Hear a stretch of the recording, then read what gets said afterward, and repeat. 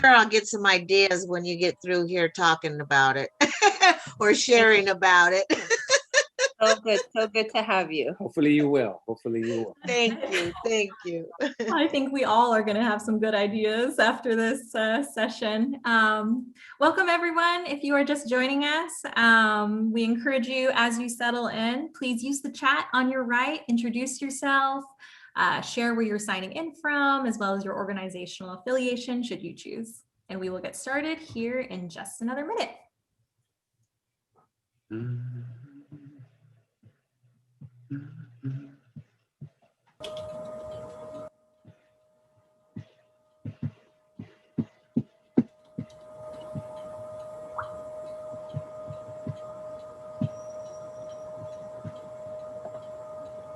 Welcome, welcome. We have a really nice, healthy crowd, I would say, for today's conversation. So thank you for spending your afternoon with us as you settle in. If you haven't already, please share your name, where you're signing in from, as well as your organizational affiliation in the chat, and we will get started here in just a minute.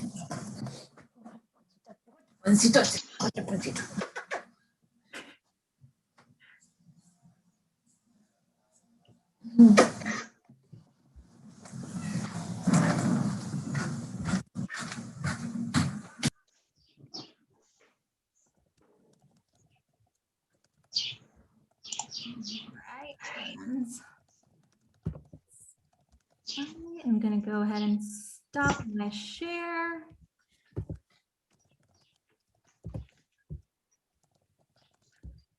And I think we could probably get started now. We are still welcoming a really nice crowd today. But just because I know that we have so much to cover, I'm going to go ahead and get us started. All right, friends. So welcome, everyone. My name is Jenny Lynn Tumalot, and I am the program specialist at the Center for Nonprofit Leadership. Thank you so much for joining us for your community, your leadership, cultural proficiency, and staying relevant to the communities that you serve. So just looking at all of the boxes, I see a lot of really familiar faces and a lot of new faces. And I really just want to share just all of my gratitude and excitement to be sharing this afternoon with all of you, as well as our amazing panel and keynote speakers. It just brings me so much joy to be passing the mic to them today. So for our time together, I will want to remind us all of a few logistical details. As you can all see, we are in a meeting. All the boxes of all your beautiful faces are in front of us. So that means that you are able to show up through video as well as audio. And I also really want to share with that note that we are recording this session. So show up how you want to feel comfortable. That if that means that you want to turn your video off, please feel free to do that. You can do that by pressing the bottom left button on your Zoom chat, or excuse me, your Zoom window. And in addition, while we are having our presenters present, as well as our panel, I really would encourage you all to be mindful of your audio. So if possible, please mute your mic if there's some background noise, some dogs barking, things happening. We realize that life happens, but we encourage you all, please be mindful of your audio during our time together. And if you experience any technical difficulties today, you can reach out to me, Jenny Lynn Tumalot, in the chat, as well as my colleague Dina Jensen through the chat. And I will also be putting my cell phone into the chat in case you get booted off or you need some troubleshooting help. I am here to help you out the best that I can.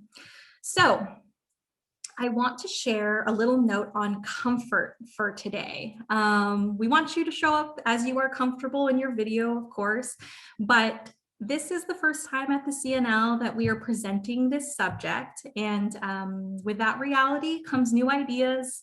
It also comes some opportunities for growth. So, as you hear some new ideas today, we encourage you to really check in with yourself, lean into that discomfort, and if that looks like maybe writing those discomforts down, writing the ideas down, and kind of circling back to them, please do that.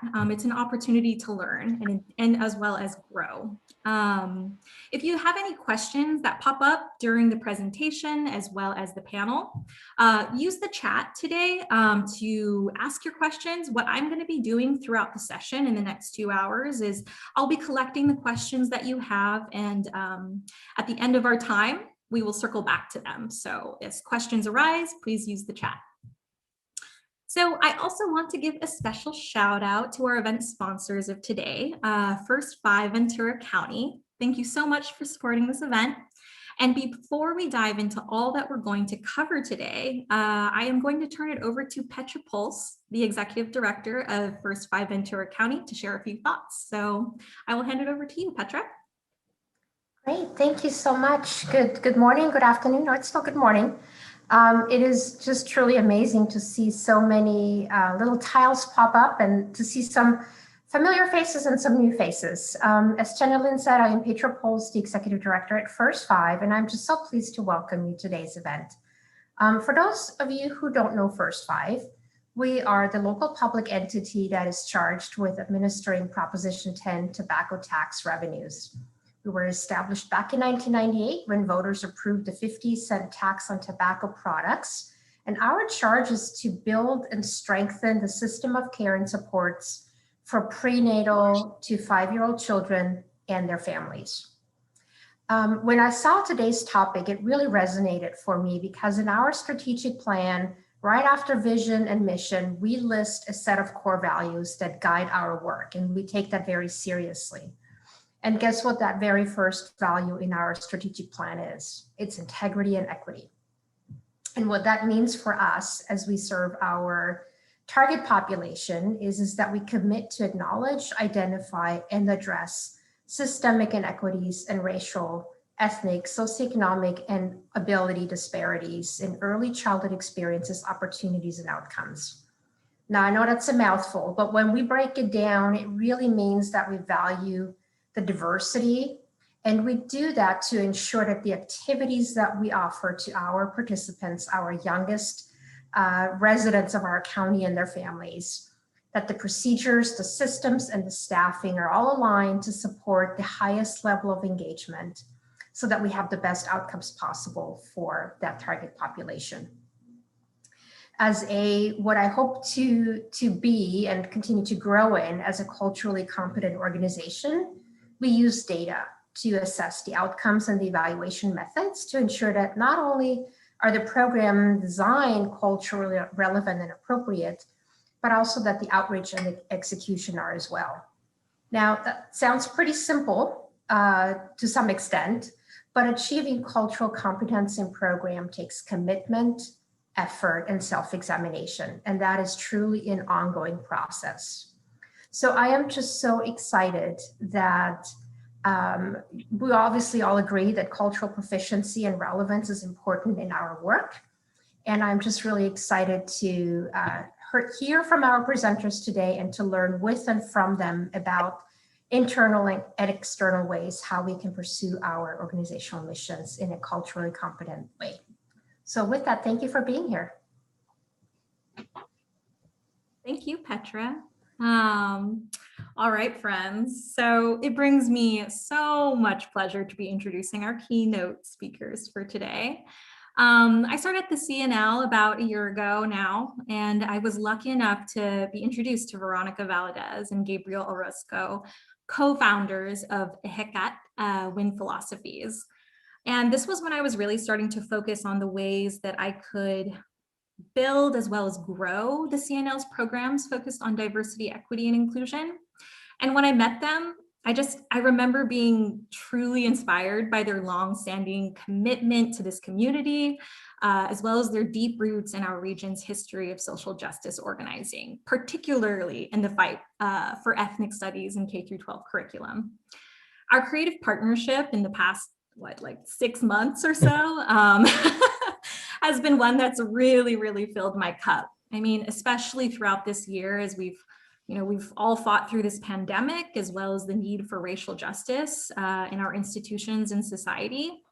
And the need to bring their experience and expertise in inclusive and anti-racist education, as well as cultural competency to the nonprofit sector, it's just only increased with time.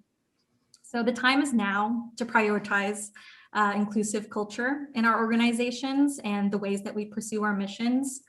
And I just want to thank you again, Veronica and Gabriel, for your partnership and being with us today, and as well as moderating this outstanding panel that we're going to be experiencing shortly. So without further ado, my friends, I'm going to pass the mic to you. Thank you so much, Jenny Lynn. Thank you. And good morning, everyone. I'm going to go ahead and share my our screen here so we can get started. Okay, so the topic of today, as you've all heard, is your community, your leadership, cultural proficiency, and staying relevant to the communities you serve.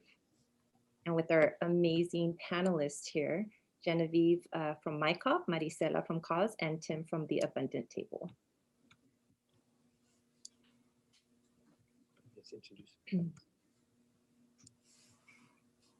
First and foremost, we want to begin today's presentation with a land acknowledgement.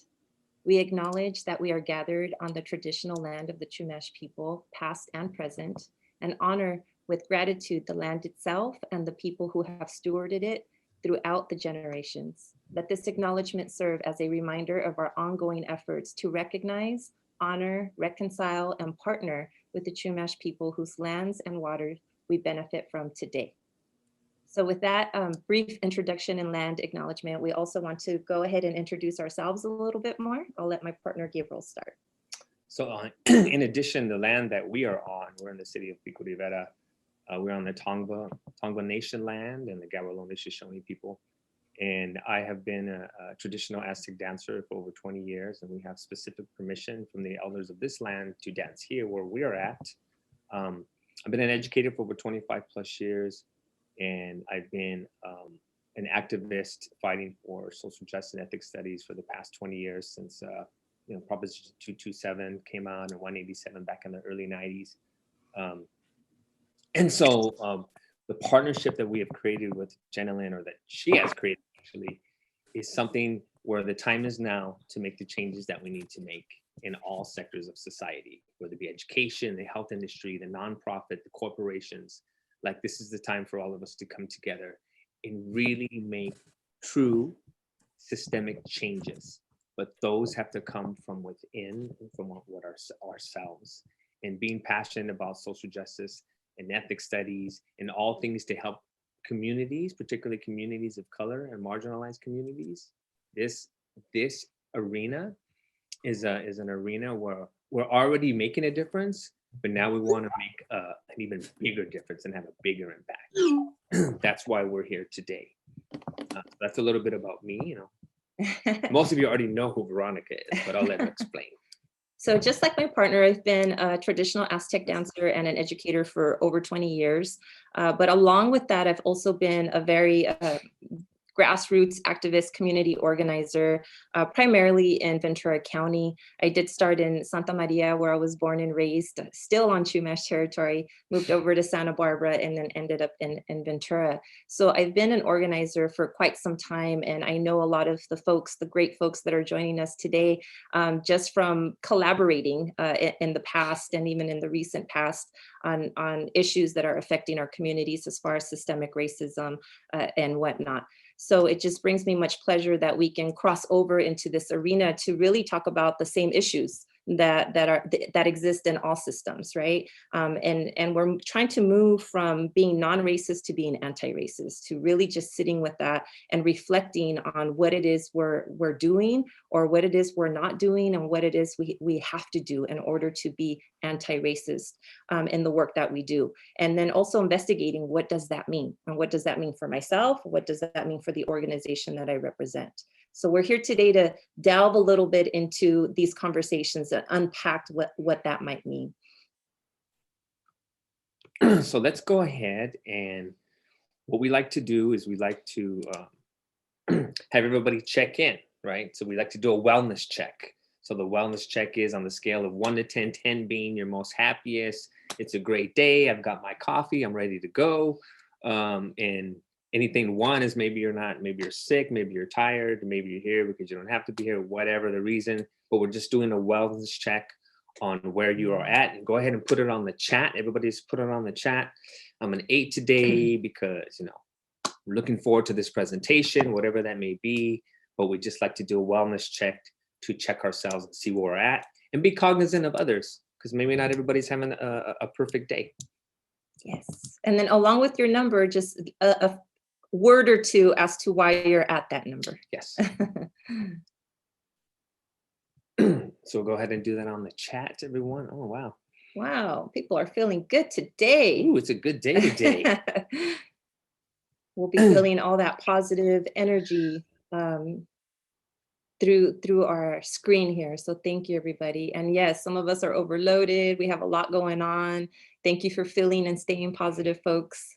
There's lots of work to do, as you know, but if we're doing this together, then it's a lot easier, right? We can share the load. It's always good to wake up to you with your babies, cuddling with your babies. That's always a good one. Hi, Araceli. Good to see all these great folks. Hi, Tracy. Hi, Letty. Good to see you all. All right, keep checking in the chat, folks. Thank you for sharing. Okay, folks, so we're gonna continue and begin our conversation here. We're really gonna dive deep. So we want you to look at this image and really just focusing on the messaging here, which is our struggle, our voice, nothing about us without us. And we want you to think about what this quote means. What does this quote mean? And we're again inviting you to go ahead and share your thoughts in the chat. What does this mean? Go ahead and take some time to process, our struggle, our voice. Nothing about us without us. And you can take the image into consideration. Does that intersect with the quote? And what do you think this means? And again, we invite you to share your thoughts in the chat.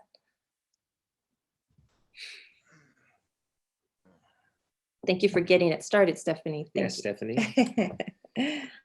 Obviously a communications consultant, because you're communicating. Very good. Thank you, folks. Very good. Keep them coming, folks. Keep them coming. Muy bien. Good.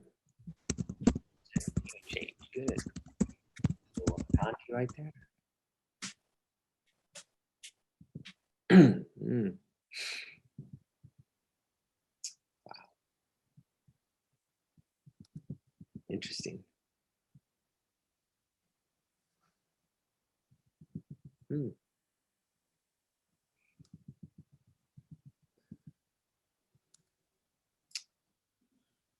Very good. Thank you.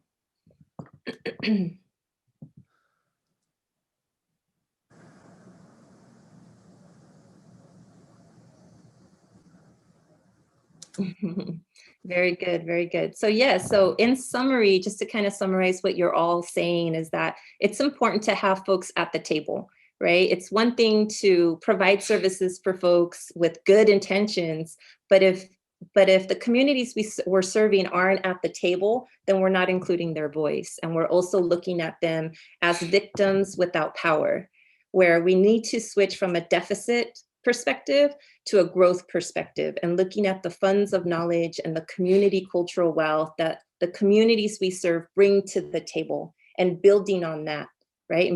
And first of all, bring them to the table and use the strengths that they have and helping them remember that they already have power.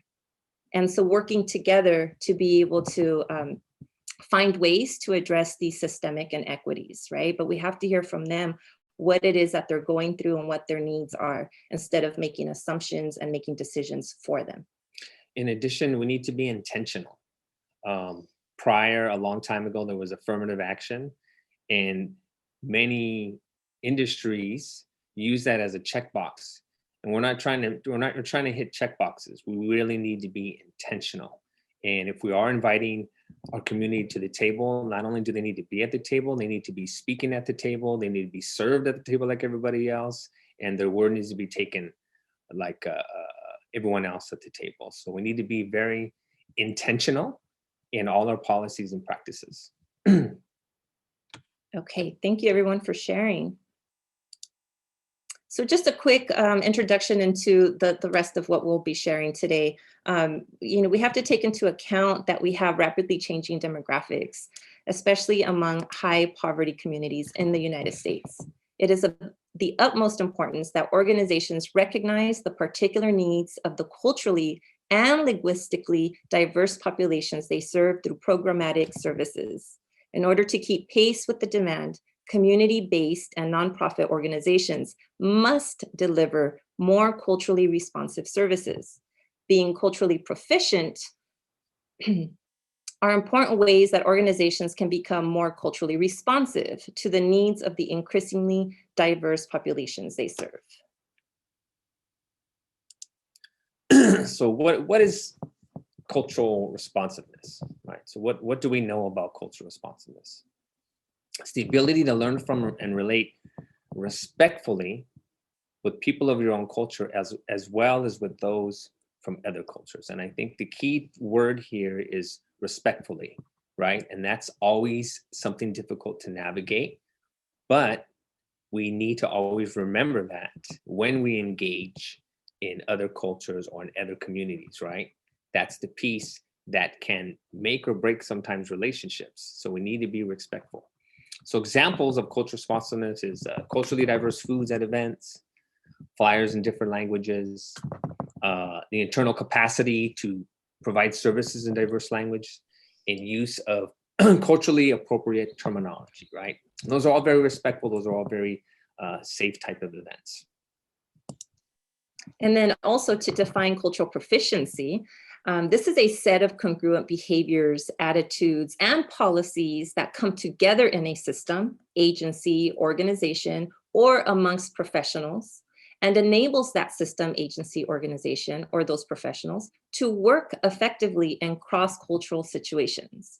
A culturally proficient system of care acknowledges and incorporates at all levels the importance of culture, the assessment of cross-cultural relations, vigilance towards the dynamics that result from cultural differences, the expansion of cultural knowledge, and the adaptation of services to meet culturally unique needs. So in order to be culturally proficient, all of this has to be done intentionally. It needs to be part of the planning process for your organization as you consider policies and strategic plans to serve the organizations that you're serving.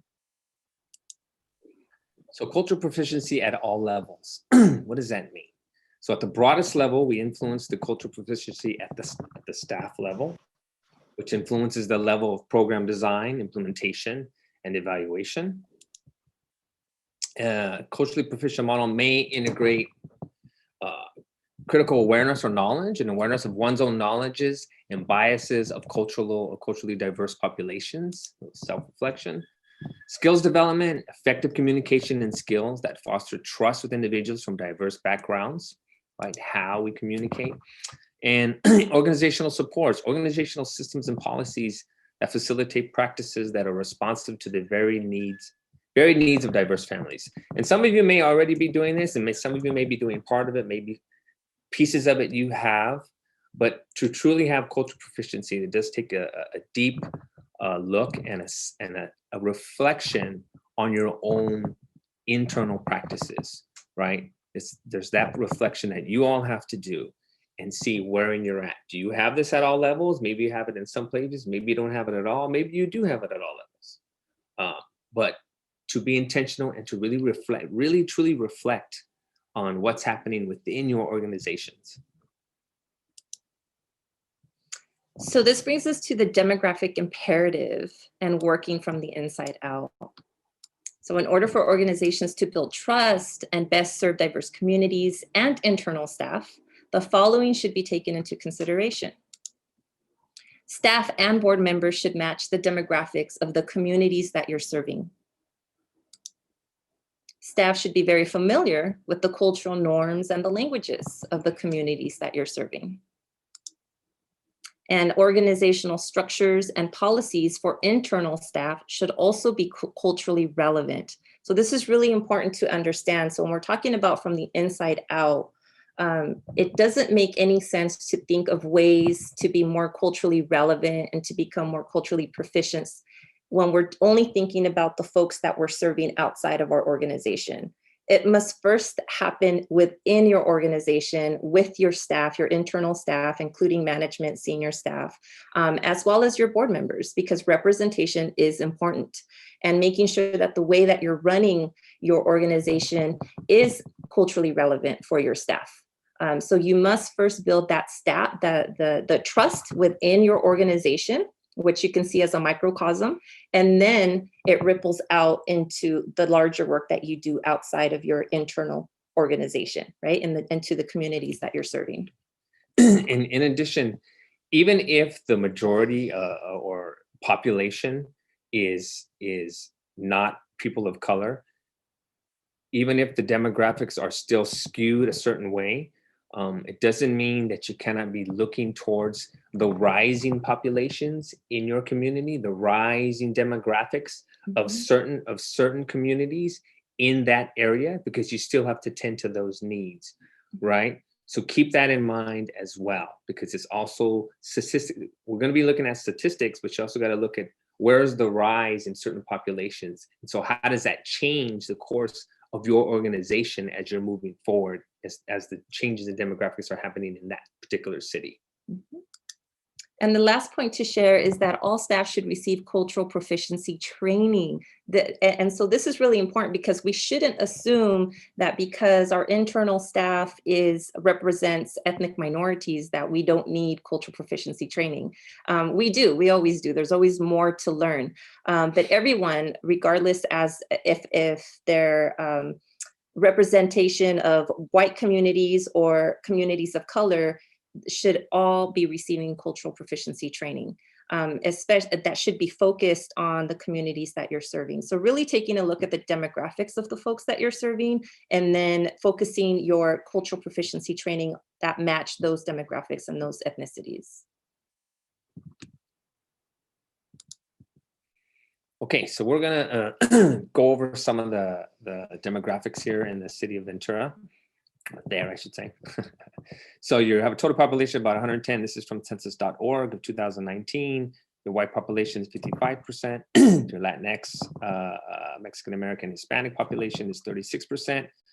What's interesting is as you move through the populations, you notice that the 2 or more races is at 5%, and our Asian Pacific and Islanders are at 4%. And if you notice some of the trends that you see in some of the populations, right? We have African Americans at about 2% and our Native people at about 1%. City of Santa Barbara, we have a population of about 91,000. Similar breakdown, the white 55.6%, the Latinx 37%. Asian Pacific Islanders are on third at 4%. 2 or more races are at 3%. African Americans stay steady at 2%, and Native Americans stay at 1%. Here we are in the city of Oxnard. And before I break this down, just as a reminder, these are the demographics for the cities overall in general, but the demographics that you're serving as an organization may be more specific to certain groups. So just keep that in mind, because you want your internal staff, your board members, et cetera, to reflect the demographics that your particular organization is serving. So for the city of Oxnard, we see it's vastly different from Ventura and Santa Barbara. We see a Latinx population of 74%, with the white population 15.6%. We see Asian Pacific Islanders at a 7.2%, and then 2 or more races at 3.2%, with the African American population being 2.6% and Native American 1.3%. In Simi Valley, population of 125, you have the white population at 59%, the Latinx at 26%, and the Asian Pacific Islanders at 10%, 2 or more at 5%, African Americans at 1.3%, and I always laugh at how we're only like 0.4%. So Like, we don't have a whole person, but we're hoping to. But again, these are percentages. These are percentages. These are percentages. I like to play with that. That's all. Okay, Simi Valley. So Simi Valley has 125,000, with white population being 59%, Latinx being 26%, Pacific Islanders 10, 2 or more 5%, African American 1.3%, Native American 0.4%. So Thousand Oaks is at 67% white, 19% Latinx, API, and we're putting these numbers out there because maybe you're familiar with them, maybe you're not. Maybe you reviewed them, maybe you don't. But I do think it's important that we do look at these statistics, okay?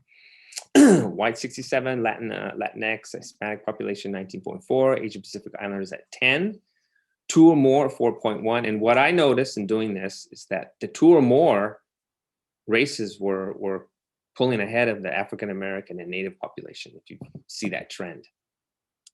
And lastly, we have Santa Paula with the population of almost 30,000. Latinx population very high in Santa Paula with 82%. The white population is 15%, Asian 1.6%, 2 or more races 2.9%, African American less than 1%, and Native American less than 1%. So at this point, well, let's go ahead and do this. There we go. So in summary, a culturally proficient organization prioritizes culture and the demographic imperative to intentionally practice inclusivity in hiring, training, and in their day-to-day operations, program outreach, design, and delivery of services. It also regularly assesses its responsiveness to the cultural needs of its staff and the people it serves. I'll go ahead and stop share because at this point we want to hand it over to Jenny Lynn really quickly so that we can introduce our panelists who are going to dive deeper into these topics that we just shared. Well, thank you first and foremost for laying such important foundations and I think really great fodder for the panel that we're about to step into, because now, you know, we've thought about this vocabulary, we've looked at the statistics in our community of our demographics, and now we get to see how it shows up in some of the organizations that are doing some really great work out there.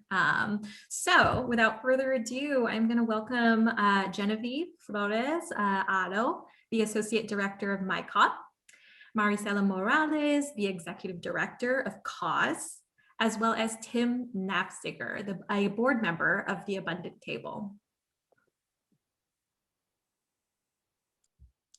And so before we hand it over to the panelists, we do want to remind you all to, if you want to do a quick introduction of yourselves before we ask the first question. So we'll go ahead and start with Genevieve and then Tim and then Maricela, okay? Hi everyone, good afternoon. It's a pleasure to be here with y'all. I'm Genevieve Flores-Haro, Associate Director for Mixteco Indigena Community Organizing Project. My pronouns are she, her, they, them, ella, in Espanol. I'm from Oxnard, grew up in Oxnard, went off to go to school, came back, and part of what draws me to the type of work that I do is just, you know, my own family history. My grandparents were factory workers, field workers, and just really wanting to play a part, right, and give my little grain of sand to the community that raised me. Before I pass it off, I saw there were a couple of 5s in the wellness check. So I'm burning some copal for you guys and hopes that your 5s turns into 10s because, you know, we're all just trying to get through it, right? So thank you all for being here. Hi, I'm Tim Nafziger. My pronouns are he, him. I've been on the board of the Abundant Table for about 2 years. We're a farm and educational organization in Ventura County, and I've been involved with the Abundant Table community for about 9 years. Other relevant parts of my journey are that I was part of founding Showing Up for Racial Justice Ventura County, which is an organization that focuses on organizing and educating white folks around racial justice issues. Stepped out of leadership there about a year ago, but continue to be involved. Yeah, professionally, I work as a web developer, a digital consultant, and I really enjoy spaces like this for cross-pollination and relationship building, and I'm grateful to be here with you all today. Thanks. Good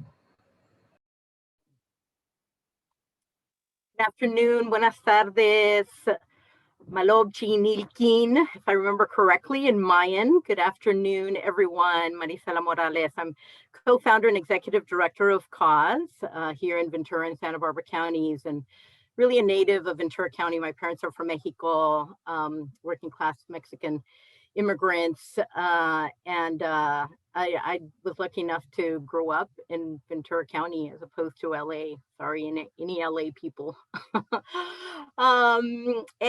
You know, I started my service work when I was 13. I was a paid intern for Clínicas del Camino Real for that summer. I have no idea how I had that opportunity looking back. And I haven't stopped. I mean, throughout high school, I worked part-time as a certified nursing assistant my senior year in high school. And so really, although I'm aging myself, I have like 37 years of nonprofit service. And it's what I love, justice that is rooted in the inherent worth and dignity of every single person, and with self-interest, because ultimately when every single person is allowed, one, not to be killed, and two, to actually thrive, then we all benefit. We all benefit. So it's both out of love as well as out of self-interest that I want to reap the benefits of everybody's talents and enjoy that. Thank you for being here. Thank you, panelists. Thank you so much. So we're going to go ahead and begin with the questions, and maybe we can keep the same order just to keep the flow going. Here's the first question. How does your organization address the needs of diverse populations that you serve, including language? Start with you, Genevieve. I always get nervous going first because I always I get inspired by the other speakers, and then I'm just like, oh, I forgot that piece. So, but we'll try. So like I said, I work for MICOP. I've been here for about 5 years. And the population that we serve are indigenous migrants from Southern Mexico. And it was thanks to Veronica actually for this distinction. You know, although technically we're considered an immigrant population, because we're indigenous to this continent, we prefer migrant, because before there was a border, we could come and go, you know, as we pleased, right? And so I think part of addressing needs for this population just stems from necessity, if that makes sense, because we're the only organization, you know, really in Ventura County, and even one of maybe two up in Santa Barbara County working with this particular population.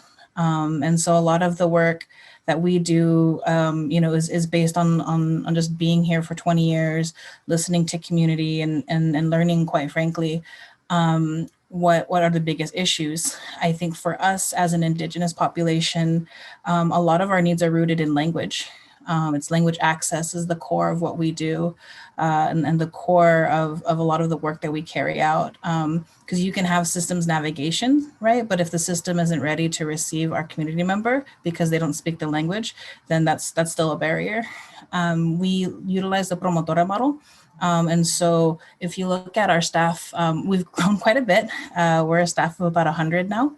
And if you look at our staff, about 85% come from the community we serve. And we think that's very inherent to our DNA so that we can, you know, respond in a linguistically and culturally appropriate way as communities trying to navigate these systems.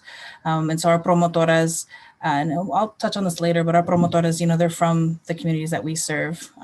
We've identified about 24 different, at least Mixteco communities with their variants, as well as, you know, 3 Zapoteco variants in our region, and a community of Purépechas out in the Santa Clara Valley.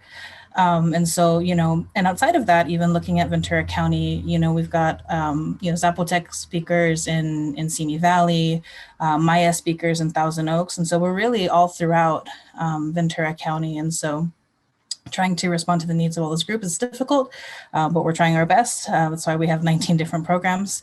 And again, it's rooted in culture and it's rooted in language. Rotate to Tim. The next question will rotate it. So no worries, Genevieve. You won't go first the next time. Yes, and before we go any further, I do just want to mention, because I failed to mention this, shame on me, that I am a very proud board member of MICOP.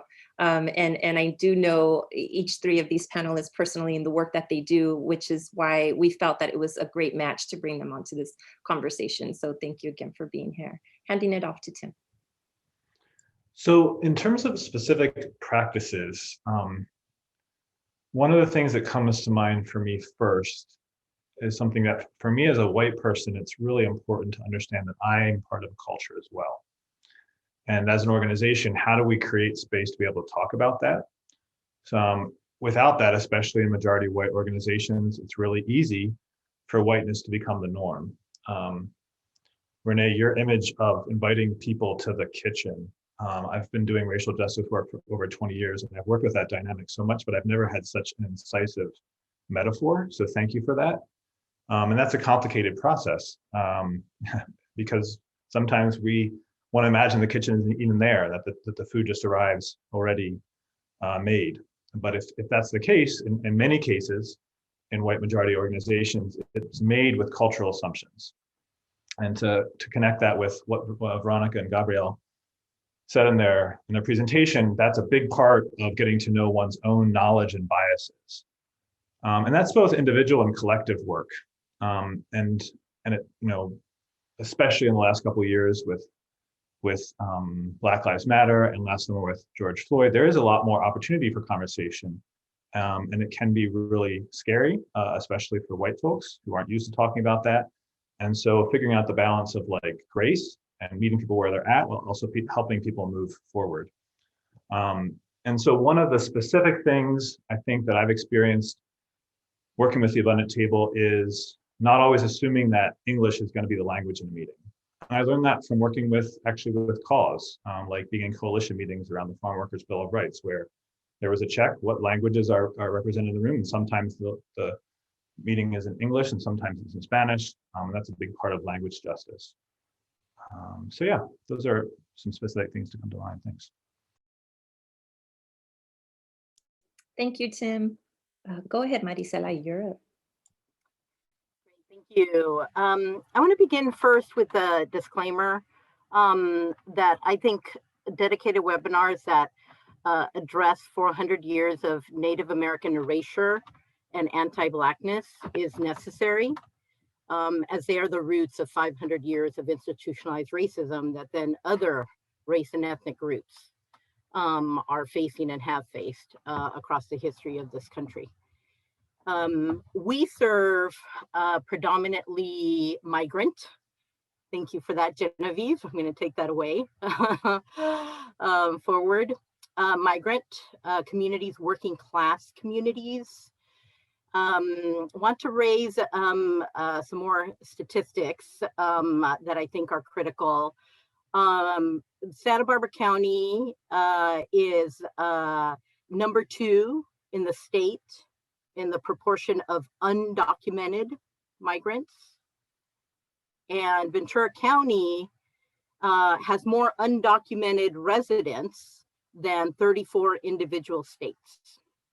So even within that broader category of migrant, there are unique groups that have their own unique challenges. And so being a migrant, you could be a citizen migrant, you can be a legal permanent resident migrant, or you can be an undocumented migrant. And of course, there's mixed status families. And so when you start delving deeper into your community, you start to find all this incredible richness that I'd like to see as opportunities for engaging, learning about, and serving the great diversity and uniqueness of our community here in Ventura and Santa Barbara counties. So at Cause, similar to with MICOP, most of our staff come with firsthand experience, lived experience as working class and immigrant peoples. And so that does allow for like this built-in cultural competency that, to what Veronica said, there is always opportunity for ongoing learning, but you do get this initial foundation of cultural competence when you are hiring people that come from the very communities that you are wanting to serve. With our community organizers, who are the ones that are, building power, led by working class and migrants, it's required that they be bilingual. It's not an option. And with everybody else, it's a preference in terms of our hiring. We prefer that folks be at least bilingual, if not trilingual. We invest in ongoing professional development. In general, professional development is important to employee satisfaction and ongoing learning and skill building. But because of institutionalized racism that doesn't afford equal opportunity to people of color to go to college, to enter the white collar profession, then professional development with an inclusive staff like that is necessary, even more necessary, and an opportunity to build capacity. Flexible work schedule. So when you're working with working class and migrant communities, it's necessary. We think that our work schedule fluctuates. So there's often meetings after 5. I mean, most of our community meetings are after 5, including on Fridays, often on Fridays, because that's actually the best day is Friday evenings, and weekends. So that flexibility in the work schedule, which really runs countercultural to the norm, right? Work is Monday through Friday, 9 to 5. And employers and organizations are sort of like reticent to like break that because everybody wants their evenings and everybody wants their weekends. And that's understandable. But the people that we serve, if we're talking about working class, migrant communities, that flexibility is essential. Lastly, I'll say ongoing anti-racism and undoing anti-Black and Native erasure in-house, as well as with the communities we serve. So when Black Lives Matter, in the last year or so, we're absolutely in solidarity with Black Lives Matter. We were hearing from our migrant community members, like, why should we care? Why should we care? So we were doing work with our own, grassroots leaders on anti-Blackness and how there is, again, a 500-year history, including in Latin America, most especially in many ways in Latin America, of anti-Blackness.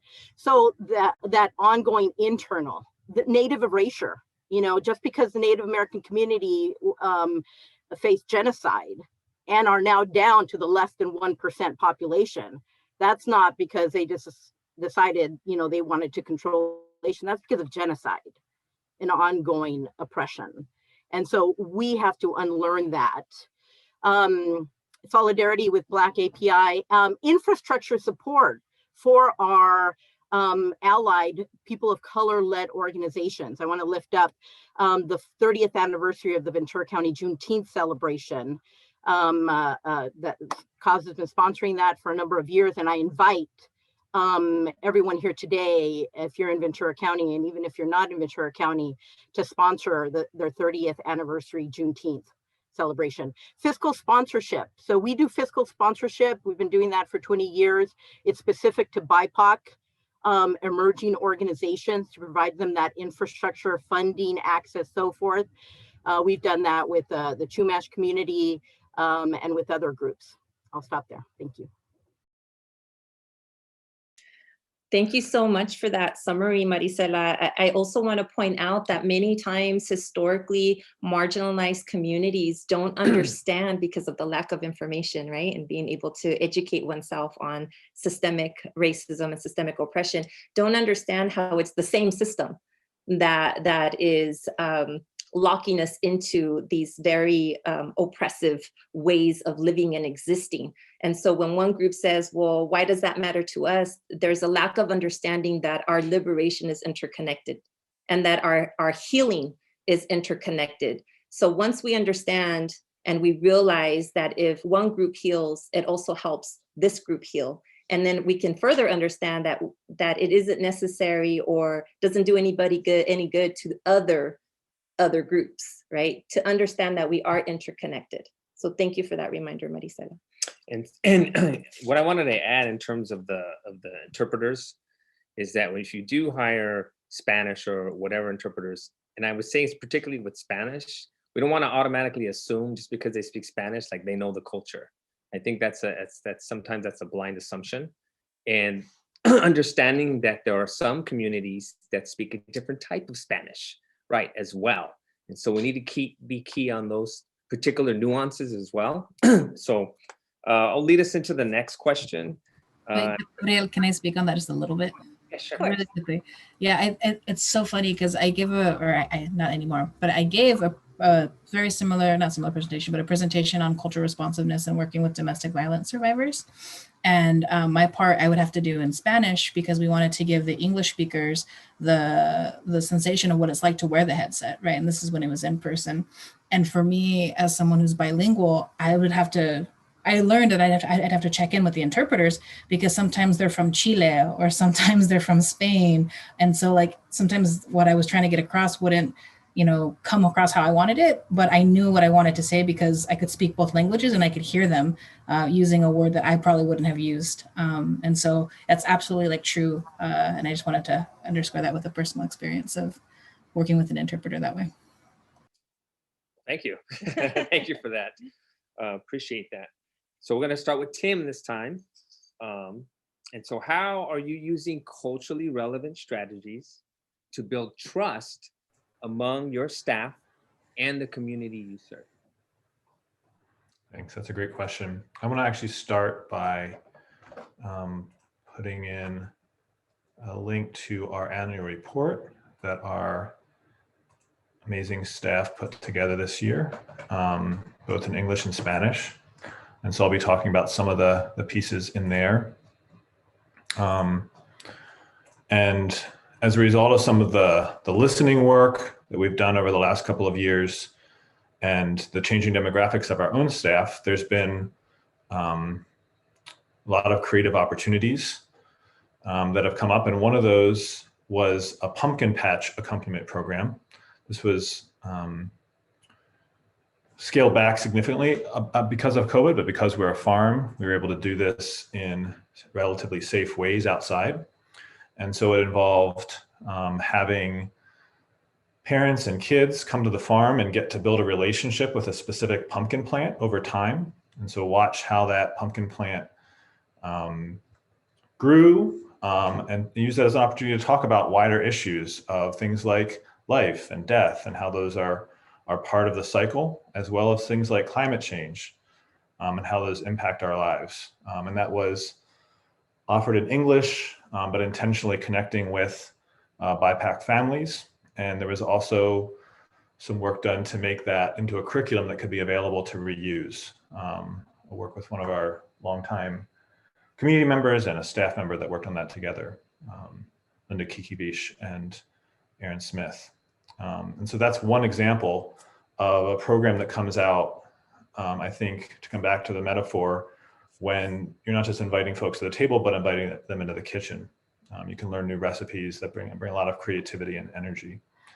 Another example is our Indigenous CSA box that provides culturally relevant organic produce to migrant farm worker community at affordable prices, or in some cases free, and not just providing the food, but also an invitation to farm worker families to feel at home at the farm and share their ideas about improving the food system. And there can be a lot of trauma around things like strawberries. So when we have, as we've grown strawberries, trying to find creative ways to bring people into that space who may have had trauma in their families around strawberries. So those are a few specifics. Thank you, Tim. Why don't we go with Maricela this time, and then Genevieve. Yeah, so how we use culturally relevant strategies to build trust among staff and the community we serve. Because we have a critical mass, and I want to lift that up, that goal or need of a critical mass of people of color, then a lot happens organically that builds trust, because there's this critical mass, and organically, you know, you're talking the same language, and I don't mean necessarily English, Spanish, or what have you, Mixteco, but the language that happens when you're around, you know, folks that that are from your community. And so that definitely offers this like foundational, you know, level of trust. And that makes a big difference. We begin with conocimiento at most of our staff meetings, including one-on-ones. And you can call it a check-in, but the spirit of it is to connect gente to gente, person to person, that as people of color, we are always managing this terrain of white supremacy, of white dominant culture. And so that conocimiento is a simple opportunity to affirm our own humanity and just connect as people, regardless of our title or, you know, what our work is. So it's very simple. I mean, basically it's a personal check-in, but it builds community, and it allows people to share about their own personal history, and it's fun. We do things like, you know, well, I could give you a bunch of examples, but it's personal, it's fun, we keep it light. We've done things, intensive things, again, along the ongoing learning that requires an investment of time and energy and resources. We've done, for instance, a 2-day race, power, privilege workshop, and that's involved ongoing follow-up internally. Highly recommend the 9-month professional coaching program, this one's specific for BIPOC people and white allies. Healing, justice, and liberation. A lot of healing happens through that process, aimed at professional skill building around coaching, that is really powerful to manage our own internal anxiety around racial microaggressions, or around just the continued oppression that we face. But also in our one-on-one and group work, whether it's internal as a team or external with our coalition partners and with the community. Highly, highly recommend that as a staff development for BIPOC staff and white allies. The community we serve, as Tim mentioned, you know, most of our meetings are in Spanish. For adults. End of year holiday celebration. You know, MICOP does an incredible job of building in those cultural celebrations, which are so important. They're not just about partying. They're about affirmation and sustaining culture. And so those are really, really important. And then the community organizing model that we use, that I don't think has to be only for community organizers specifically. Most organizations, 99.9%, 999% don't have community organizers. But I think that any organization can include attention to, like, not this charity, like, you know, we're like serving you, like we're here and we have something to give you and you're in the receiving end, the community's in this passive, you know, receiving end. I think that there's a way to do charity work, not nonprofit direct service work, in a way that is more empowering, that is meeting people as equals. And that's all.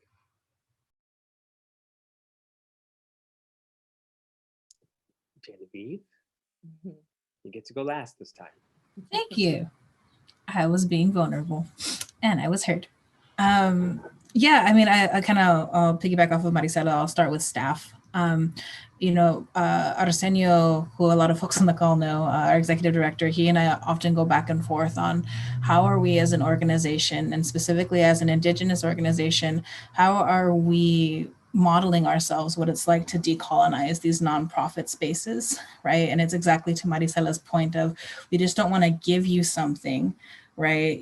That's just not who we are. It's how do we empower, it's in our mission, right? How do we empower you, right? To want to reach for it? How do we empower you to advocate for yourself? And so, I mean, even thinking about for our staff, like we have an organizational chart, right? But our decisions are collective. We have weekly staff meetings with our managers. It's a team of about 15. But we meet every week and we go over like, okay, like, what do you think about this? Give me feedback for that. And then if we kind of go back to the organizational chart that we have, right, just because, for grants, you need it. At the very top of our chart is the Indigenous community. And so we try to have constant feedback loops with our community. What are we doing right? What are we doing wrong? How can we improve? What do you want to see? So that we're not just, when it comes to funding, right, just applying for things like Google Chrome laptops, when really the need is more so just like, I need a backpack for my kid, And so for staff, it's that way of building in their input, because also they are from community, right? So they're also going to know, and they're going to have their eyes and ears into that. And then also just honest conversations. As y'all can imagine, well, when I started with the organization, we were a team of about 45. And like I mentioned, now we're at about 100. And so there have been a lot of honest conversations with folks who are new, with folks who maybe come from a different perspective of just, how do we operate, right? And so, for example, in certain spaces, right, you come with your PhD or you come with your master's degree and it's all reverence and deference to you as the authority, but really that's like excluding like the lived experience of our community members or folks who have been with the organization since 2001 when we were founded, right? And so really having those, Arsenio is using this phrase now, courageous conversations about like, what does it really mean when you come into a space like ours? And then food. Like, I think food, we can all agree that food's a way to build trust. Actually, at our staff meeting that was all staff yesterday, one of the things that was brought up is we just miss getting together in person with our convivios. We miss like little potlucks where someone brings pozole and someone brings nopales and someone brings, beans. Like that's like, because of the pandemic, that we're missing that piece, right? And then for the past 3 years, again, since we've grown so much, being intentional about staff retreats, but doing it in a way that, like, again, our staff informs us how we build the staff retreat. We don't put them in a building inside with like luminescent lights. Our staff, they want to be outside, so we've done like casitas, we've done spots in Ojai, so that there's also that reconnection to the land that is important for a lot of our staff. And then for community, as far as building trust, it's when we speak the language. I think it makes such a difference to be greeted in a language that you're comfortable with, instead of like, buenos dias or, good morning, just having someone speak your language to you, like your guard's going to come down a little bit. Same thing with food. When we were doing in-person workshops for some of our programs, like Maricela said, a lot of our work is done after 5 o'clock when the farm worker, has already gotten home, they're changed and they're ready for the workshop, but maybe they didn't get to eat. So culturally appropriate food, not just, granola bars, but making sure there's like fruit or like something for them to eat. And in some cases with some programs, they will make a full pot of pozole and that's the meal before the workshop, right? And like Maricela said, the community events. So it's not always just like, come. It's also like, let's put this on for you. So like Guelaguetza, for example, is a big festival in Oaxaca that, we've been doing since 2013, 2014, skipped a couple years, but we brought it back in 2019. Day of the Child, what is it, Dia de Muertos, where it's just like, an offering just to be in community. And there's no expectation of like, give us money or you pay for that. It's just a space that we create. And then the last part of it is that customer service, service delivery piece, because people remember, you know, if you were treated well, if you were not treated well, and if they were treated well, they're more likely to refer. And then lastly, I'll end with the model that we use. It's direct service, it's organizing, and then it's advocacy. So for example, one of the programs I supervise is on domestic violence, and it's a leadership program for Indigenous women who are survivors, right?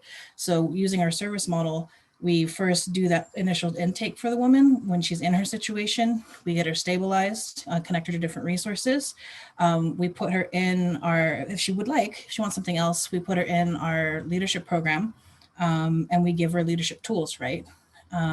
And then we kind of go from there as far as like what other changes do these women want to see. That's just an example. Again, it's service, direct service, organizing, and then advocacy. And a lot of that, again, you build the bulk of that trust with that initial contact.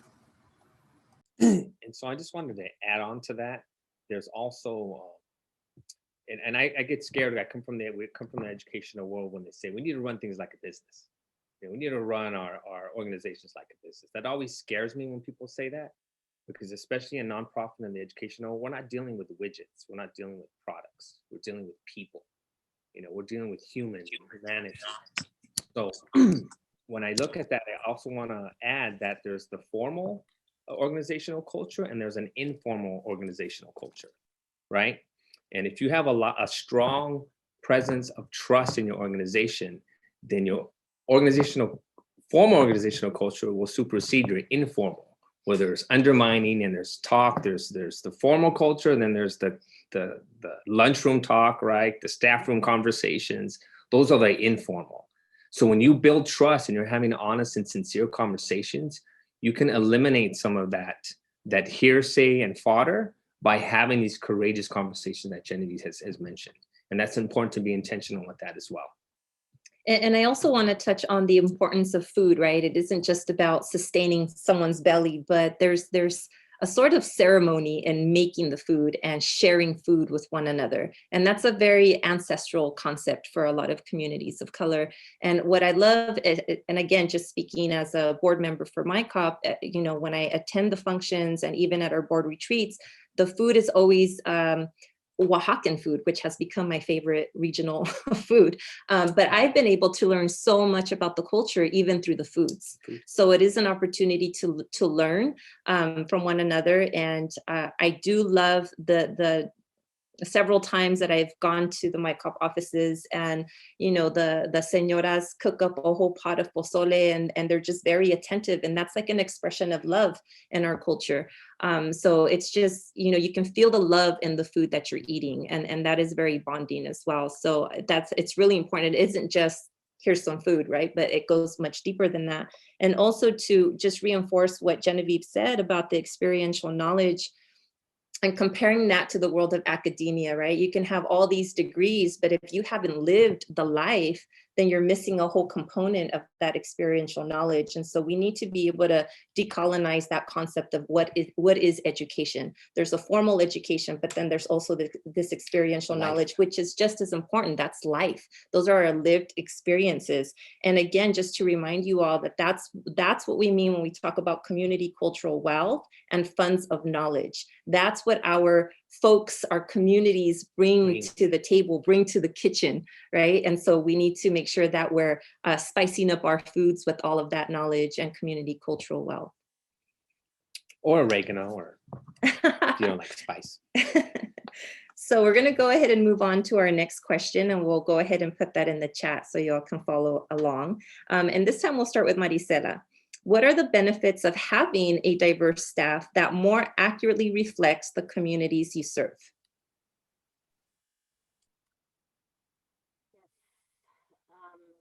I think in the largest state that's also the most diverse in the nation, 2/3 people of color in California. Most counties are majority people of color, given that. That it's reasonable to anticipate that the communities we serve are majority or significantly people of color.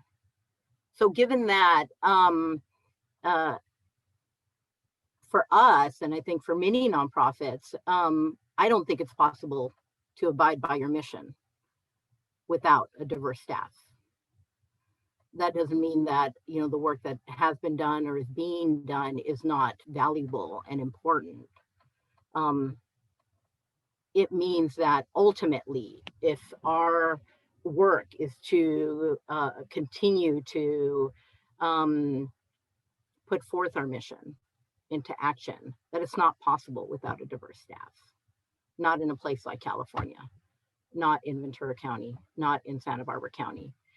Now that requires, I think, some honesty, internal honesty with an organization. You know, be honest as an organization about who you are serving.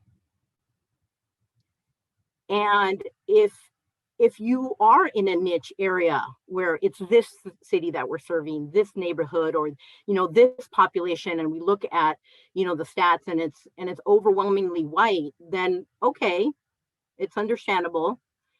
But if not, if you say, you know, you're county-wide and you're looking at a county that is majority people of color, then there's just, at the end of the day, you just can't fully abide by your mission without having a diverse staff. So I think it's actually more fundamental than like a benefit. It's to what extent are we being true to our mission?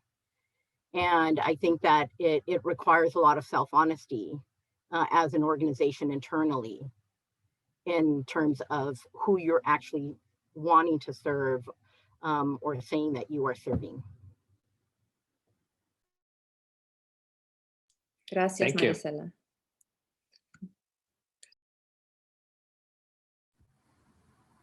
So I think for us, it's kind of, again, very similar to what Maricela is saying, is we always have to be aware and to be continually learning. I think an example that comes to mind is just, you know, when we were founded, it was specifically with the Mixteco population in mind.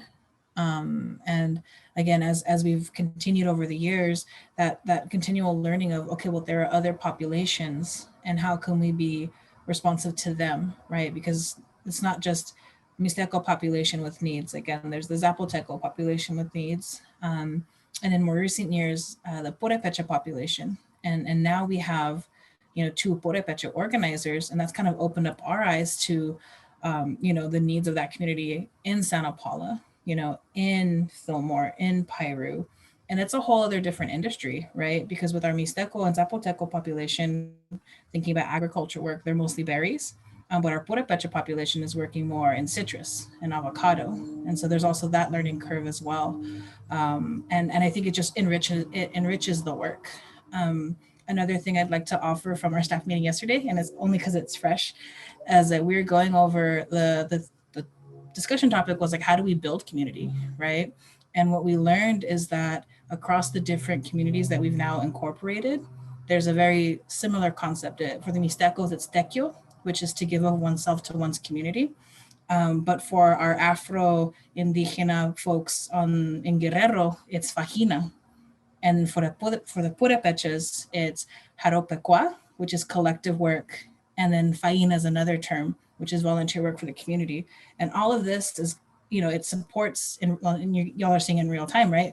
The richness of how we understand our community and how we relate to our community, and how do we bring community back in, right? When these 3,000-year-old concepts are like so prevalent in their culture, how do we bring it back into our organization? And so I guess that's just a big benefit, is just learning from one another, and in order to have, you know, better outputs for community.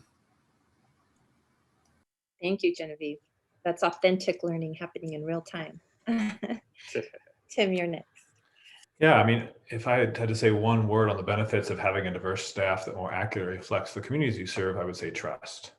I think Genevieve and Maricela have already spoken to that. And earlier I talked about some of the new recipes, the new ways of doing things that can happen.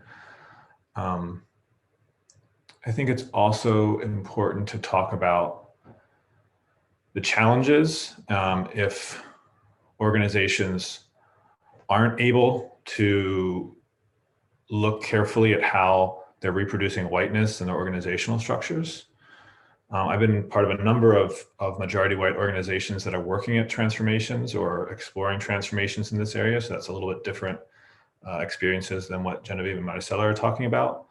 And what I've seen happen often is that you have organizations, majority white organizations who have, with best intentions, a fairly traditional charitable framework. And when they do invite non-white folks into the space, there's a lot of challenges that come up because of these different foods that are on the table that I talked about earlier. And so when conflict arises, we tend to go back into our spaces of what's familiar, into our comfort areas. And in those conflicts, there's a tendency in majority white organizations to identify the BIPOC folks in the room as the problem, rather than saying, oh, maybe we have to fundamentally remodel the kitchen. Maybe we have to examine the ways that we're doing things at a deep level, just reproduce these possibilities. So I would say that's the danger of not making the changes to the organization that are necessary to include diverse staff. Because you can't just bring diverse non-white staff into a white organization and expect everything to go fine without making changes to the whole system. And that often involves building structures of accountability and shared decision-making. But the opportunity is that trust can really deepen authentic relationships within the organization, with board, and with the community, the wider community that our organizations are part of. Okay, thank you for that, Tim. Now, the next question is really designed. Do you want to say something? I do want to say something really quickly. I just want to build on what Tim shared. And again, as a reminder that we really don't want to look at the communities that we serve as, oh, we have to save them from themselves, right? It's not about that. It's really about working with the communities that we're serving and help identify the systemic inequities that are creating these barriers for them. And then working together to find ways to dismantle those barriers, right? And reminding them of the inherent power that they already have within them. So it's not about saving themselves. It's about saving them from themselves. It's about looking at the systemic issues that are affecting all of us. And that is a great point, Tim, that you make, that it's more than just adding a person, adding color to your staff. And that's a very good point, because we want to get away from checking boxes. Mm-hmm. We want to be intentional. We want to really be intentional with this work and what we're doing. Mm-hmm. So for the next question, we'll let any one of you three can go first. Okay.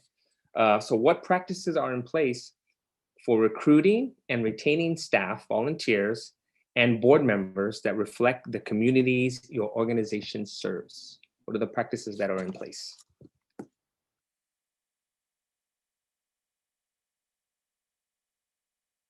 Don't everybody fight to talk at once, okay? I'll go first. Yeah, so like I mentioned for one of the other questions, in our recruitment for staff, we walk that fine line between education and lived experience. And depending on the role, right? So for example, if I have someone who's up for a promotora role, like let's talk COVID, right? If I'm launching a position for a COVID outreach worker, I'm going to want them to speak an Indigenous language, right? And so oftentimes it's tricky, like, do I pick the person who has maybe their high school or GED or AA and speaks English and Spanish? Or do I go with the person who maybe received our interpreters training and speaks Mixteco in Spanish, or maybe speaks Zapoteco in Spanish? And so it's really, what does the job require? What skill set? But again, how are we ranking those? And what are we prioritizing?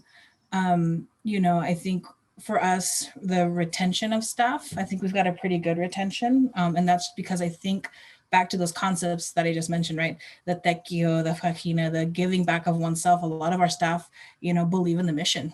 They believe in the work because they are from community. And I will say a lot of our staff, you know, not the past 3 years notwithstanding because of the growth, but a lot of our staff have been around since 2001, 2006, 2008. We've got a lot of folks who have 10 plus years with the organization. And I think it's that commitment and that connection to community that has helped keep them in their role. And as we're growing, I will say this, we're adding a lot more white people than we've had typically, a lot more monolanguage English speakers. And so for us as an organization, we're also looking at how are we investing in like interpretation and translation services, right? So for example, the staff meeting I keep referring to, like we're paying for interpretation now at our staff meeting so that our monolingual English speakers can access the staff meeting that we run in Spanish.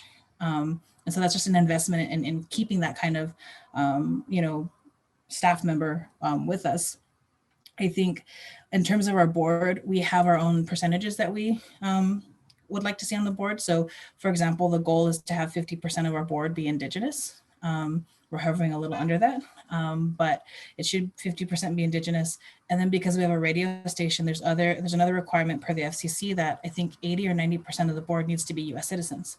So we also have to like play with those numbers and make sure that we're hitting all the requirements we need, and also make sure that we have the right board of directors, you know, people at the table. And so yeah, there's that. Again, I'll make the running joke again, food. Vero said food. We're keeping Vero because of food, but that's also an important piece, right? You know, at our board meetings, we when they were in person, we'd offer a meal.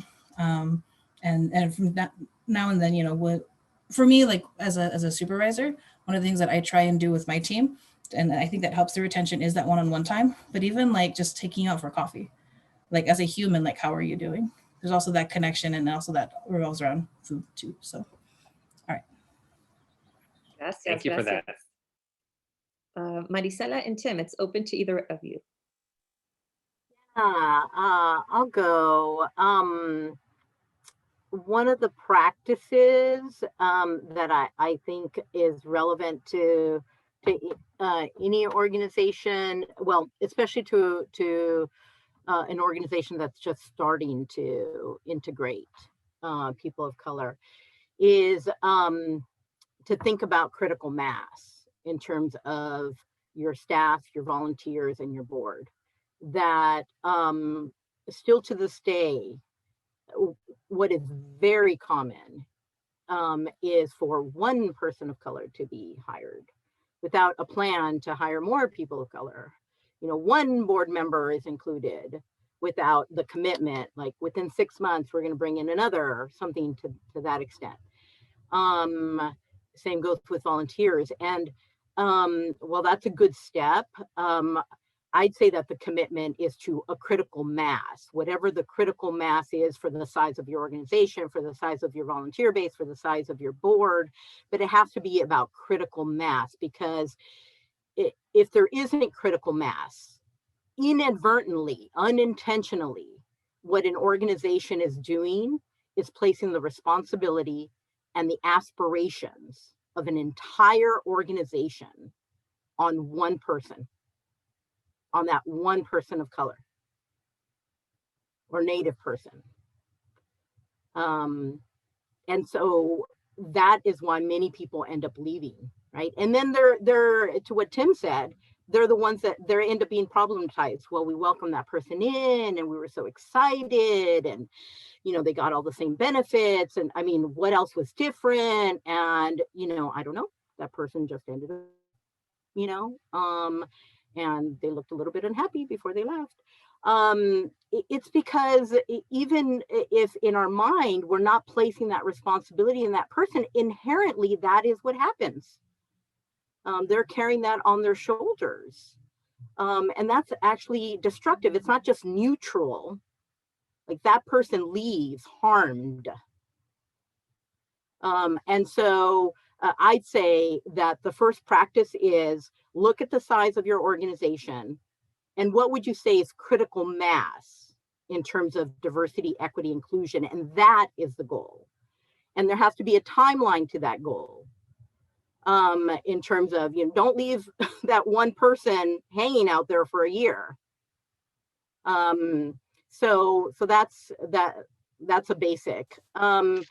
In terms of staff, similar to what Genevieve was saying, depending on the work that's being done with community, bilingual, trilingual, could be a requirement.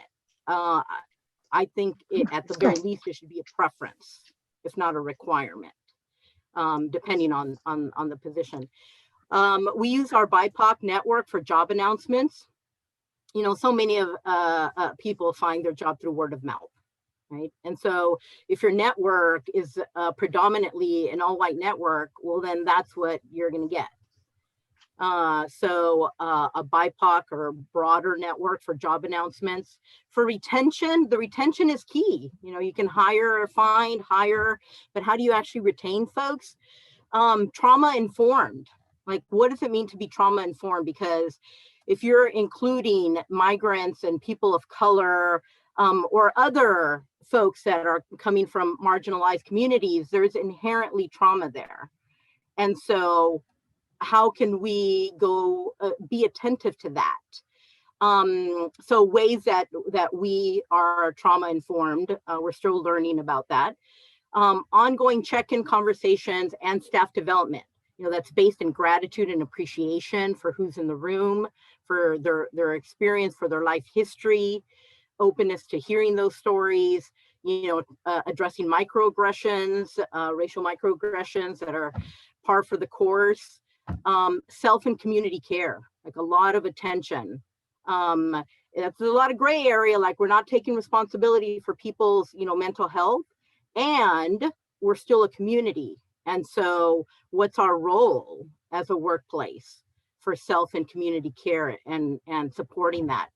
The ongoing professional development that I think keep mentioning, sustainable wages and benefits.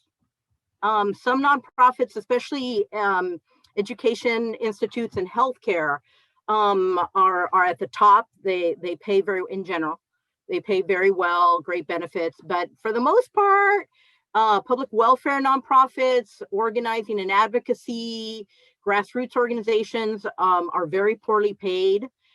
It takes a commitment to get there. Back in 2015, we were at $16 an hour.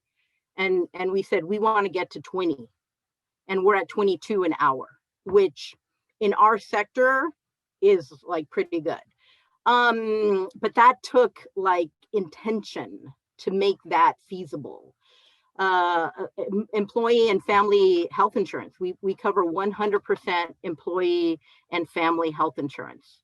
So those tangible things are very important for the retention of folks in general. People of color are still way behind. I mean, wealth. I mean, that's still a dream for the most part. Assets, wealth for people of color. Most people of color are at, the hand-to-mouth, the income, place where, hopefully they can buy a house at some point. So those practical issues of wages and benefits are really critical to retention. Yeah, I want to build off something specific that you said, Maricela, around recruiting and retaining. So you described unfortunately, a classic example of tokenization where one BIPOC board member or one staff member is hired. And then when something goes wrong, what happens there? And I think I would say one really important practice for staff, volunteers, and board members is that if you are working with white folks in your organization, and this needs to be done with the trainings that we've talked about, that diversity and equity, but one of the important concepts that's kind of a baseline is being able to talk about race in a way that's not just about intention, but also can take into account impact. So that there's a lot of unintentional stuff that's going to happen. And if you have board and staff who are only willing to talk about race in terms of intentional bigotry or intentional harm, that's going to quickly cause a lot of problems when unintentional stuff by well-intentioned people happen in situations that it isn't about one person, but is about the broader system of the organization. And so this is still difficult. Like for me, sometimes when I realize I've hurt a BIPOC person in a community that I'm working with, I still have to work with that emotion that comes up of defensiveness and notice it. And it's not like this stuff ever goes away. It's about learning the practices of being like, oh, I unintentionally caused harm there, and I can't undo that harm, but how do I do my best to make things right and try to make a commitment to change in the future and do things differently. And that's especially important for white folks in leadership and organizations. On a perhaps a little bit of a lighter note, I think for the Abundant Table, one of the beautiful parts of recruitment and retention is that we have a physical farm where people can go and visit, be part of weeding, be part of volunteer days, see where their food comes from. Some of you have been part of Feast in the Field, our big event that happens once a year where we actually have a big meal in the field together. And that's something we've been talking a lot about humans. And I think, you know, Genevieve, you mentioned doing retreats outside, just realizing that there's ways to frame the world we're in that aren't just about humans, but are about the non-human world as well, and plants really brings a lot of opportunities for wholeness and healing. Wow, thank you. Thank you all so much. The richness that you bring to the table and to the kitchen. We appreciate you so much. We do have about 9 minutes left, and we have some questions from our participants. So we'll go ahead and use up this time for these couple of questions. But first, I just want to say that there are folks who are seeking recommendations for cultural proficiency training, etc., race, power, privilege workshops. I know Maricela did share the link for the Healing, Justice, and Liberation trainings in the chat. So thank you for that, Maricela. But also, Jenny Lynn has shared and will share again the needs assessment. So if please make sure that you take a moment to fill that out, because we're going to use that needs assessment to put together a series of workshops to offer you all in with these topics in mind. So please go ahead and do that. But here's a question. Yeah, I just wanted to say something before she asked that question. Just that in what Tim was talking about is like, those are facilitation skills, right? You have to be able to have the skills and the facilitation skills to navigate those discussions with your staff, right? It's not something you just jump into. Okay, today we're going to talk about racism, right? So understand, like that's a piece that has to happen too, and understanding how to navigate those discussions within your organization that doesn't set people off, right? That doesn't go off into another tangent or direction. So remember that as well. You do have to have that training in fostering and facilitating these discussions. So with that, here's a question for you all. There's a request to speak further about building resilience in communities versus just charity. If any of you want to speak to that? Yeah, I'll start. So I think that it would be helpful if there was more information, but from what I've gleaned from I've tried to look into the history of the nonprofit sector. I mean, the IRS designation of nonprofit didn't exist until 1969. Interestingly enough, post 1969, starting in the 70s, is where the proliferation of nonprofits, right, has emerged. And as far as I can tell, it started with churches, like going way back, from this religious, spiritual commitment to service, to tending to the sick and the dying and the poor and the orphan, the widow, right? Goes way back. But at this point, it's the nonprofit sector that does that, most of that. But it was really spurred We gotta, I think, no, it was spurred by the creation of foundations, and foundations were spurred not from a religious, spiritual place, but from a financial benefit place. Foundations, private foundations were created because people wanted to protect their wealth. And I think that is where it's an important root of nonprofit work, that it's very much in this place of charity that is disempowering, that is sustaining these artificial yet very real dynamics of, I'm giving to you, and I am, I mean, there's just so much of a gift that comes when you're in a place of sharing. But there's that shadow side of, I also feel better.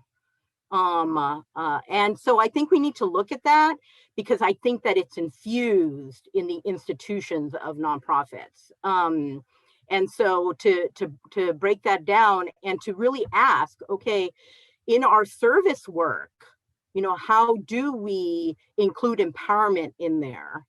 And it's going to depend on the type of service work that's done, and specifically with who, homeless, versus youth that don't have a voice in general in society. So depending on the population, but the crux of the matter is, regardless of a nonprofit being in the service delivery, what is a way to do that with the population you're serving that is actually about empowerment, co-empowerment.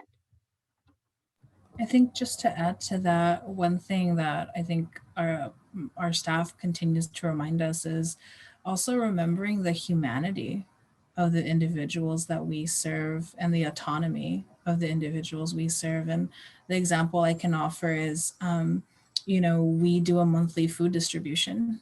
And it got to a point where we were just like, wait, are we just replicating other systems of direct service where the folks line up, maybe they wait in the sun a couple hours, they get like their food and their diapers, and then they leave? And then for us, like we're just replicating another service. Like, what's going to make us different? And I think from staff, it was that humanity piece of, like maybe we just have like certain items and they can come with their bags and they can pick what they want. It's not a pre-designated box or whatever set of canned goods that maybe they won't even use, right? Canned green beans, as an example. And then even taking that a step further, like, with the pandemic, it became even more like, okay, folks are struggling. They really don't need to be standing and waiting for 3 hours for food, right? So then we took that a step further, and instead of just setting out bins for folks to collect whatever they wanted, we're giving out cards. We're working with Superior, with Vallarta, buying cards so that they can just take the card and really pick out what they need from the grocery store. And so I think that's a little bit of a real example of, I'm just going to give you this box of food and whatever is in there, peanut butter, you're going to like just be thankful for it, versus no, like, here, let me give you your autonomy, and here's a card and you can go pick whatever time you want, whatever you need. So there's a little bit of that too. I think I have more on that, but our time is limited. But that just wanted to provide an example of how our thought process has been in terms of just remembering the humanness of the folks we're serving. They're not just, brown or whatever faces in line, so.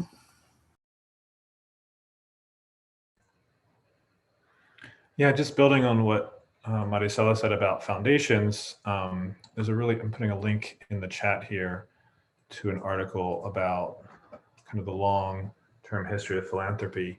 Like, today we mostly associate Carnegie with Carnegie Libraries, but that was a very successful philanthropic campaign by Andrew Carnegie to rehabilitate his image as a steel baron who extracted and did incredible, not great things 100 years ago, but through a massive campaign of philanthropy changed his image. And we see similar things today from Bill Gates. And so those dynamics go all the way down. And so, yeah, does the charitable work maintain that power dynamic that Maricela and Genevieve have talked about, or is it actually changing it in some way? There's this quote that probably many of you know, but I always find so helpful. If you've come to help me, you are wasting your time. But if you've come because your liberation is bound up with mine, then we can work together. And that's from an Indigenous Australian woman named Lila Watson, but she often credits it to her whole community and the collective that developed that idea. And I think that's a really useful paradigm for a lens to apply to our work. Is, are we actually working for co-liberation, or are we maintaining things the way they are? Thank you so much for those point. great points. And I do just want to speak from my own upbringing, my mother being an immigrant, monolingual speaking farm worker, and how she had to learn how to navigate in this country. She had to learn what resources were available and how the system even worked so that she could provide for her 6 children, and then understand how the educational system worked to make sure that we were receiving all the rights that we should be receiving within the educational system. Because for a lot of students of color, we're oftentimes punished and pushed out of the school system. And she was very savvy, and she was always very present and very direct with schools as far as like, you're not pushing my child out, like, let's find a solution to this, right? And so I think a lot of this also has to do as far as making sure that we're building resilience, is that we are providing information to the populations that we're serving. We're providing them knowledge as to how the systems work and how to navigate those systems, right? And so we're building their toolkit and knowledge. So a lot of the times it has to do with that, because a lot of our communities are so disenfranchised that we're disconnected from those sources of information. So rather than just say, here you go, here's the fish, we have to teach them how to fish, right? But also doing it in a way where, what would you like to know? What are your needs and how can we help? And let's build this plan together, right? So always keeping that in mind. Okay, so we're going to move on to another question that was sent out to us. Do you have suggestions for reliable resources for navigating nuances or word differences between different forms of Spanish? This particular person serves as an English-Spanish translator for her organization, although they learn different Spanish living in rural Costa Rica, but they want to be able to integrate with different types of Spanish. So do you have any resources, reliable resources for navigating those nuances? So send it out to the panel.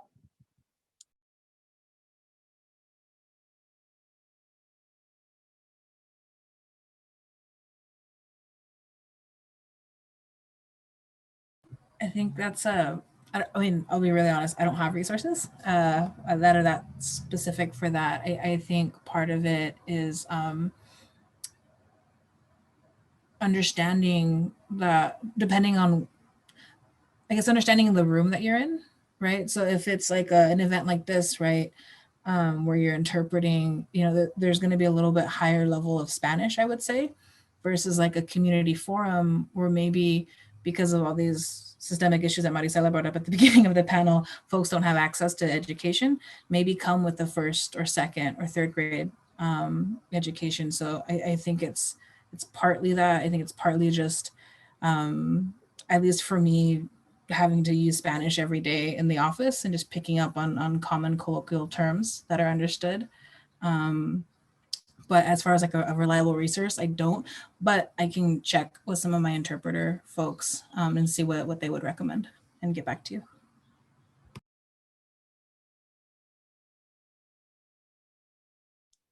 Maricela or Tim, would you like to add anything, or are we good?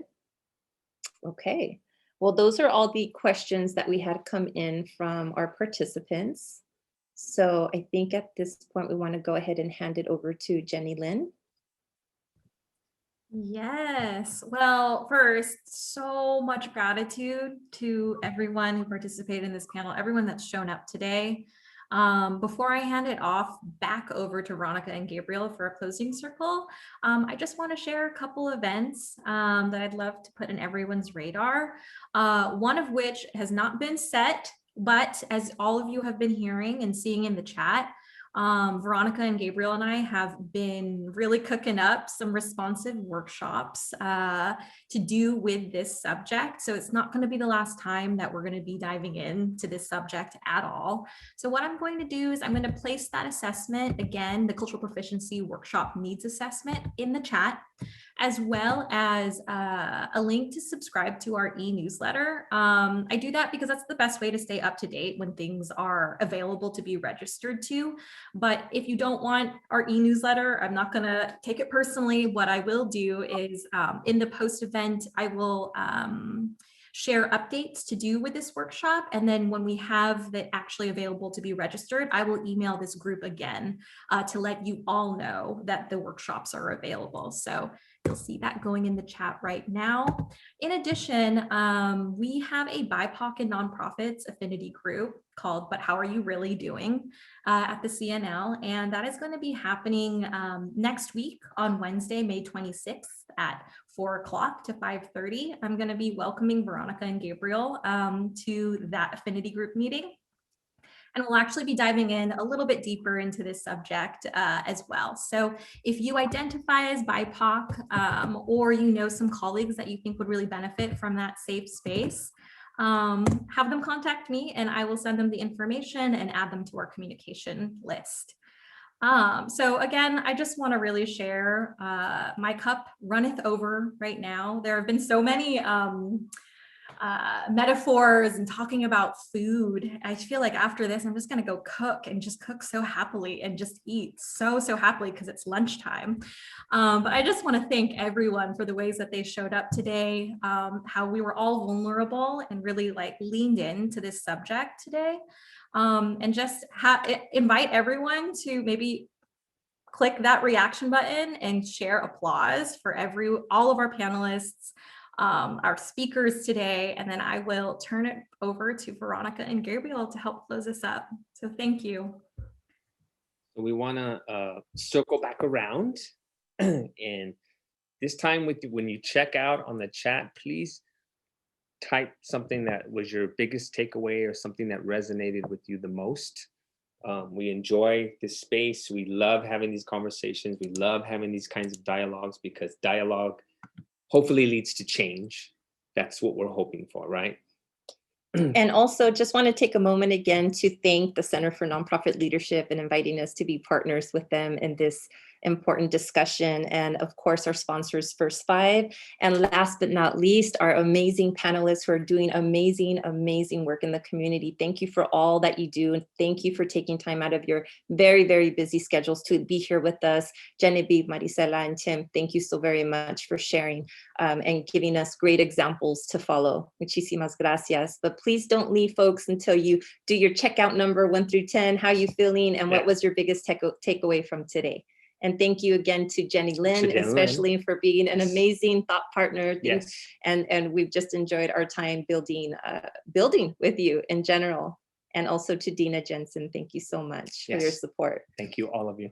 And we have so much work to do as a community, folks. So let's just remember to recognize each other's common humanity, to be humble in the work that we do. Remember that we are on Indigenous land, and remember that the communities we serve must be in the kitchen to help us decide and help us navigate the work that we're doing. That is the most important thing that we want you all to walk away with.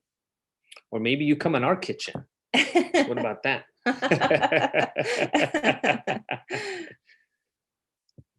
Thank you very much, everyone. Have a great, great day. Let's keep moving forward. Thank you, everyone, for your comments. Yes, yes. Let's have a lovely All right, day. Anna, nice to see that you're feeling much better. Yes, thank you, Anna. Thank you. That mole oaxaqueño, I'm about ready for some of that. I don't think I've had any. I need to go to somebody's kitchen.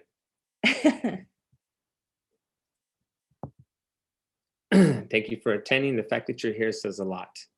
Says a lot already. Okay.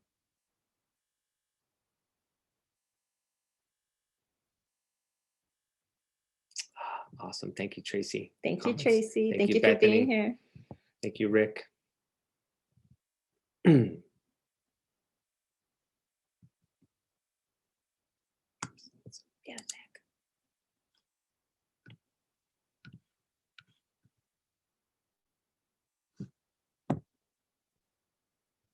Oh, and then I think we forgot to share our email. If anybody wants to reach out to us, Oh, yes. please do so. Here's our email address. I'll also share that in the post event too. I'll have you all CC'd, Thank you. of course.